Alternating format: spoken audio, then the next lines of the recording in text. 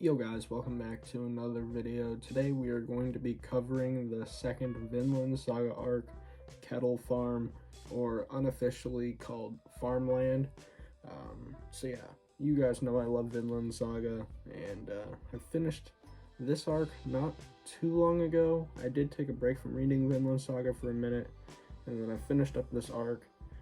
I don't know if I'm going to continue to read just yet, because this next arc goes into volume 12, I believe, and I don't have the 12th volume yet, so I don't know if I should start reading yet. Probably gonna hold off on that one. But yeah, Vinland Saga, absolutely love it, and this arc here is peak. So yeah, I can't wait to talk about it. Let's get right into it. So this arc picks up a few years, I think it was a few years, or maybe a few months, I don't know, like a few months, few years, I'm not exactly sure, I don't remember, but it takes place after everything that happened at the end of the first arc, the war arc, prologue. So Askeladd dies, he sacrifices himself for Knut's cause, pretty much, and doing this, Thorfinn no longer has purpose in life. He spent his entire childhood plotting his revenge and, trying to kill Askeladd. And now that Askeladd died to somebody else's hand, he didn't get his revenge or any satisfaction.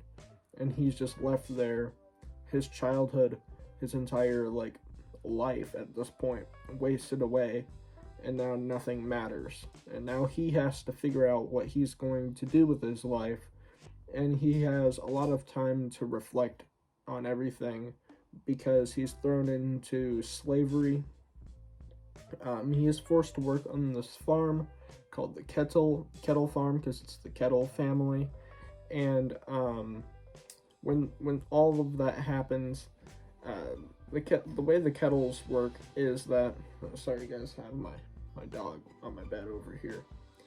The way the kettles work, they allow slaves to work the land, but over time, they work the land, grow crops, and they can sell back their crops that they make, and then they can earn back their freedom over time. So Thorfinn is thrown into this system, and also he meets another slave who joins him, who's unfamiliar with this whole system, named Einar, and he kind of becomes Thorfinn's bro.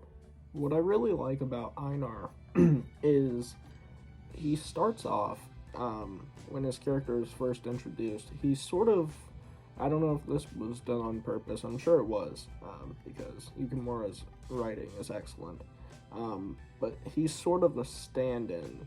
He seems like a stand-in for the reader, similar to like an example would be the little fairy thing in Berserk, how his reactions and stuff are kind of like the reader's reactions to everything that's happening, I guess, if that makes sense. So they're asking all the same questions that we, the reader, are asking, and it allows those to get answered. If that makes, it's kind of hard to explain, but I'm sure you guys get what I'm talking about. His character starts off kind of like that, well, it's been a long time since there was a significant time skip in between volumes 4 and 5, so between the two arcs, and so we just see Thorfinn, and he's just a broken man, and so Einar is sort of, I don't know, it's almost like we explore Thorfinn's character development through Einar. So that's one thing I did really like, but over time, over the course of the arc, Einar definitely becomes more independent, and he gets character development himself, especially when we're introduced to the Vinland Saga baddie, Arnheid, or I don't really know how to pronounce her name, Arnheid, or Arnid. I'm just going to call her Arnid. That sounds right. And she's another slave, but she's a lot more significant to everything that happens here, because the slave master, the owner, the farm owner, that's kind of like his favorite, you know. So there's that whole thing. So she is not allowed to like gain back her freedom because the owner doesn't want to lose her. There's a whole part where also I did a little bit of research, so I think the correct pronunciation of her name is Arnheid, so that makes sense. Arnheid, her husband, comes back, and he's like a slave, but he was also like a warrior. So he comes back from a different like farm, but he kills everybody there, like all the owners and their entire family. And he basically, you know, he's coming back for his wife. So he comes to the farm, is wrecking everybody. Everybody's trying to hunt him down. And so Einar is kind of torn, because because they're super close to gaining their freedom, because like this arc takes place over several years, and him and Thorfinn have worked very hard to try and get to where they were. But did he want to sabotage all of that to help the chick that he likes, I guess, or cares about, to escape, or or just do nothing? So that whole part was a big moment for Einar as a character. So I'm not going to talk about too much about that part yet, because I think I want to talk about that here in a few. But yeah, Einar is just a great character. You know, he's Thorfinn's bro. They work together to win back their freedom, and him and Thorfinn, you know, Thorfinn tells him all about Vinland at one point, and they just become great friends, and they're forced to work together to win their freedom. So it forces them to bond and become close, and Thorfinn's definitely very closed as a person, but he starts to, by the end of the arc, Einar learns a little bit more about his past and everything that's happened. Also, one thing that I was thinking about, I had talked about how Einar kind of acts as like a stand-in for us as the reader. So because he's he's new to this whole system and doesn't understand how it works, in the story as it's getting explained to him, it's in turn getting explained to us, the reader. So yeah, that's just another example of how in this story he acts as like a stand-in for us as the reader. So I really like that mechanic and how that works. I think that that's very interesting. But yeah, Einar is a goat, so he's just an awesome character. So while, Arnheid is, her whole escape thing, while all of that is happening, the master, Kettle, he's away, and here we get some major character development for Canute. So over the course of this arc, Canute has done a complete 180 from how he was in the prologue. He is now like stone cold, and he has even killed his brother. He had his brother poisoned. So now Canute, he has really no competitors, at least like family wise. Like he had his dad killed in the prologue. At the end there, Skellad killed him, and then now he had his brother poisoned. So he controls like everything. So during this time, basically Canute is losing money. Because he's spreading his forces too thin. He's trying to control too much at one time, and either if they want to hold on to this land, he's got to take back some of his forces back home, because it's just going to become too expensive. So they need to seize land, and so Kettle, he comes over there, and he he's paying his tributes, but his sons are kind of jackwagons. One of his sons is like not a Jomsviking. He's just like a crazy warrior dude. And his other son is a coward. And in an attempt to try and make his brother, the coward brother, into a warrior, he has him fight the other crazy warrior brother has him fight this other dude, and a bunch of people get killed. And it was actually a whole setup to give Canute, basically use it as a scapegoat for Canute to capture Kettle farm.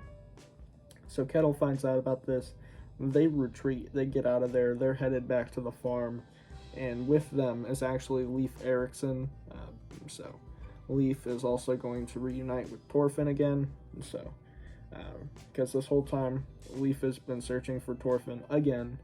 Because, of course, he did meet him during the prologue at the, central Viking town, I guess.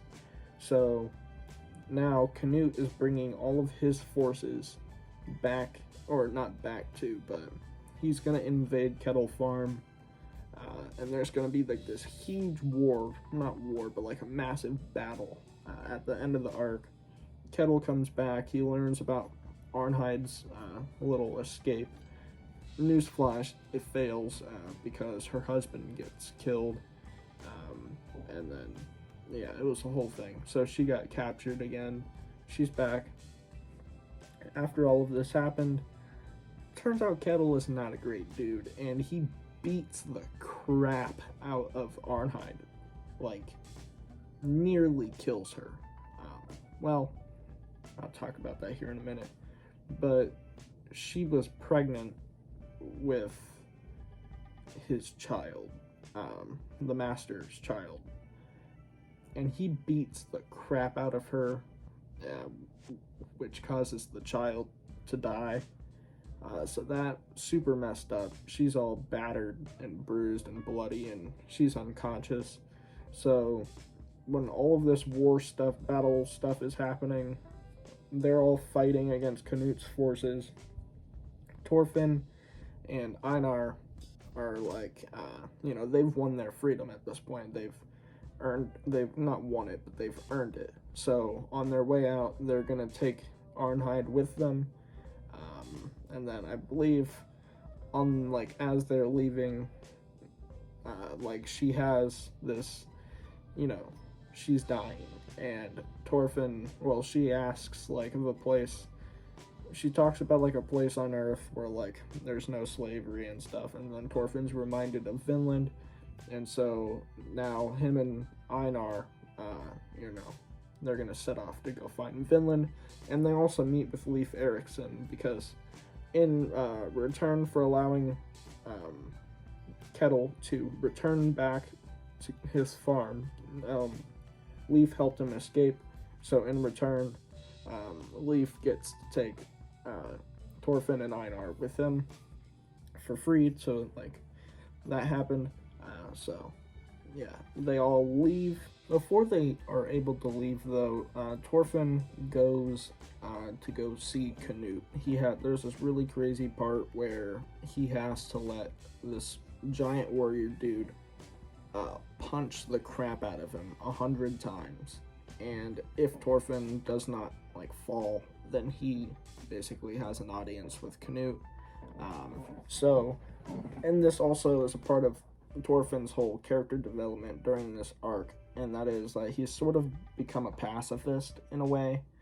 He doesn't want to. He thinks back to what his father had told him about how he has no enemies. And Thorfinn, there was a whole part where he had dreams of all of the nameless, countless people that he's killed, all dragging him down to hell, pretty much, which was one of the dopest scenes in this series so far. So now he's trying to become a better person. Anyway, he doesn't fight back at all because he doesn't want to. This guy is not his enemy. He has no enemies. So this dude just is hammering him and beats the crap out of him 100 times. And Thorfinn's still standing. So he talks with Canute. Of course, it's been forever.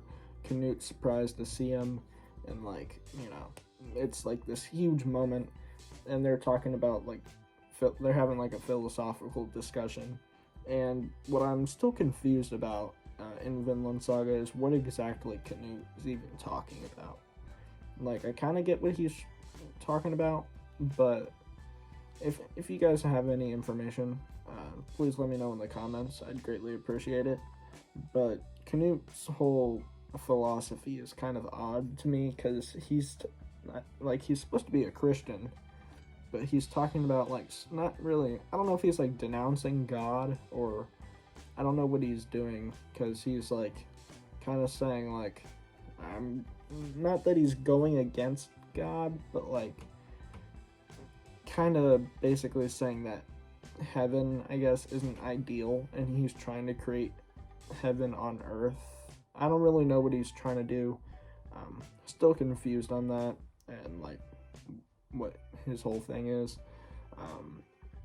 Anyway, they come to, so Thorfinn basically tells him, like, you know, you trying to take this land, that's wrong, you shouldn't do that. And then Canute's like, I bet. So Canute leaves the farm. Then Kettle's son, the coward, he is the heir. So like he, you know, he runs the farm now peacefully. And then Thorfinn escapes with Einar and Leif Erikson, and they return back to Iceland, where Thorfinn reunites with his mom and his sister, and that was probably one of my favorite moments in this entire series so far, is his reunion with his family. And at this point, his sister has kids of her own, and like nobody knows who Thorfinn is, because he disappeared so long ago. He's like 20 something at this point, and he disappeared when he was like 5. So like 5, or between like 4 and 6, and he's like 22, between 20 22, I guess. So it's been a long time. A lot of people don't even know who Thorfinn is, and even his sister doesn't believe that that's Thorfinn, because she thinks that Thorfinn died when he was 5, and Leif Erikson tries to tell her, but she doesn't believe him. So, but there's like this whole reunion thing. It's one of my favorite moments, and yeah, this arc ends with Thorfinn with his family, and it's just an awesome moment. Yeah, overall, my thoughts on the Farmland Arc are pretty much all positive. I really enjoyed it. I think that I definitely enjoyed it more than the prologue, which a lot of people might disagree on. Yeah, I personally enjoyed it. There was a lot of development for a lot of different characters, a lot of new characters, and this is really the beginning of the story, you know. Everything before the war arc was the prologue. This is where Vinland Saga really starts. So I'm excited to see where it goes from here. I think that a lot of people were overreacting when they were talking about the Farmland Arc. A lot of people were turned away because, you know, it's not the prologue. It's not gonna have all of the high octane action and everything that the prologue did. It's an arc of reflection, and just, but that aside, I think that, and then again, I am a pretty fast reader. It wasn't that slow at all, though. There was a lot of awesome fights that we see, a lot of action. So when people were talking about it being slow, I don't really think it was. So yeah, and I mean, the prologue is a lot faster. It's almost constantly action. This, you know, it takes time to like settle down, but it's made up for by like heavy character development. And yeah, I really freaking enjoyed Farmland. Did like it better than the prologue. So yeah, overall, an amazing arc. And yeah, that's my review. I hope you guys did enjoy the video. If you did, please be sure to leave a like and subscribe. I would greatly appreciate it. And yeah, let me know what you guys think about Farmland and if you're excited for it to get animated, because this, I can't wait for it to get animated, because I watched the first season of the show with my dad, and I'm excited for him to experience this arc as well.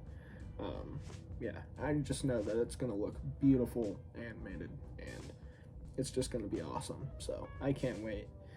But yeah, guys, thank you for watching, and I'll catch you guys in the next one. Peace.